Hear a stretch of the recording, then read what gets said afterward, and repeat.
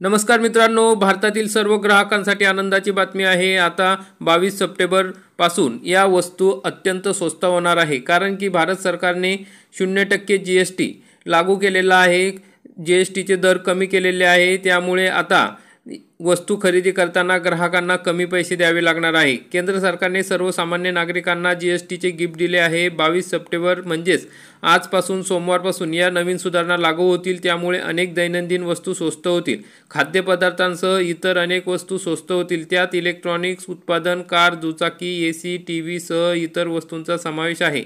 GST कपातीचा ग्राहकांना मोठा फायदा होईल। आजपासून ग्राहकांना स्वस्त खरेदीचा आनंद घेता येईल। अनेक कंपन्यांनी तर फेस्टिवल ऑफरमध्ये GST कपात, कंपनीकडून सूट अशी मिळून आता उत्पादने किती स्वस्त मिळतील याच्या जाहिराती सुद्धा केल्या आहेत।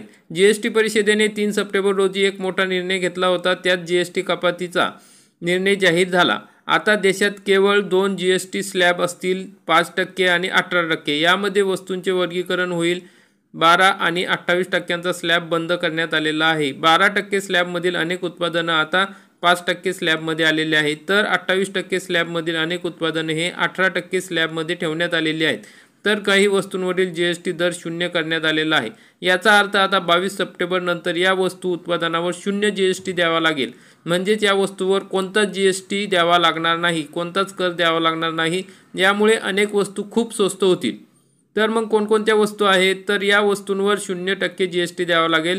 त्यामध्ये आहे पनीर, छेना। अगोदर 5% GST होता, आता 0% आहे। UST दूध म्हणजे पॅकिंग दूध जे असतं त्यावर 0% GST लागणार आहे। पिझ्झा, ब्रेड, खाकरा, चपाती, पोळी, पराठा, इतर ब्रेड, आरोग्य आणि जीवन विमा यावर 18% GST होता, आता तो 0% करण्यात आलेला आहे। काही अत्यावश्यक औषधे, पूर्वी वेगवेगळा GST होता, तो 0% करण्यात आलेला आहे। मेडिकल ग्रेड ऑक्सिजन, अगोदर 12% GST होता, तो आता 0 करण्यात आलेला आहे।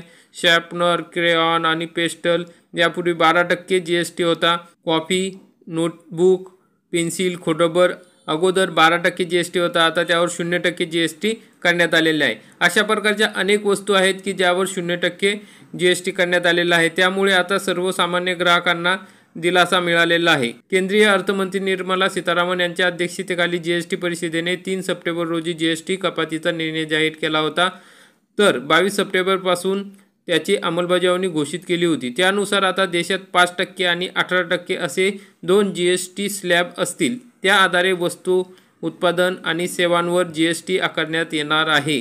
त्यामुळे मित्रांनो, ग्राहकांसाठी अतिशय आनंदाची बातमी आहे।